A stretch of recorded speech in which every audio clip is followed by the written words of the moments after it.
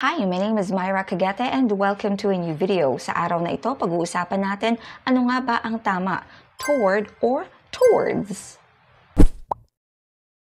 Toward and towards are completely interchangeable. Ibig sabihin, pwede mong gamitin ang toward or towards. Walang magiging problema. Depende na lang yan sa kung ano yung gusto mong gamitin. You just have to remember that toward is the preferred form or the commonly used form in American English, and towards with an S is the preferred form or commonly used form in British English. So again, depende na lang yan sa kung anong gusto mong gamitin, kung toward or towards. At syempre, iba rin yung pronunciation sa word na toward sa American English, at sa British English, they pronounce that as towards.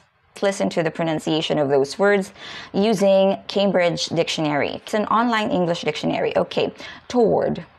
American pronunciation? Toward. Toward. British English pronunciation? Toward. Toward. Yung towards naman. American English? Towards. Towards. UK English? Towards. Towards. Ano ba kasi ang ibig sabihin ng word na toward or towards? One of the most common definitions of those words is in the direction of. In Filipino, papunta sa, patungo sa, o tungo sa. So it is used as a preposition of direction. Okay? So patungo sa, papunta sa, o tungo sa, in the direction of. Examples, she walked toward the door. In Filipino, naglakad siya papunta o patungo sa pinto, in the direction of the door.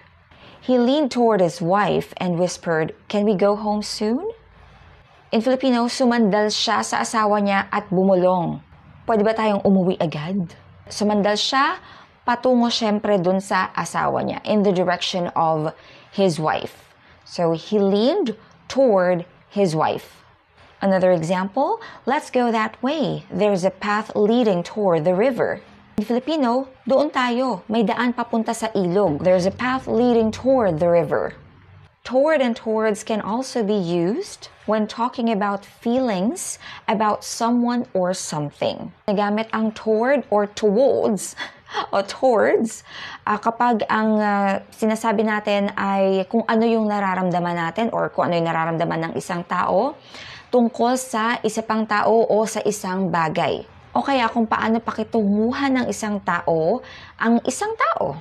For example, he has a kind attitude toward animals. Mabait siya sa mga hayop. Another example, her parents-in-law are cold toward her. So yung mga biyenan niya malamig yung pakikitungo sa kanya. Marami pang ibig sabihin ang words na toward or towards or towards in British English. They are interchangeable. So, depende na lang sa'yo kung ano ang gusto mong gamitin. Which one is your preferred form? Let me know in the comments.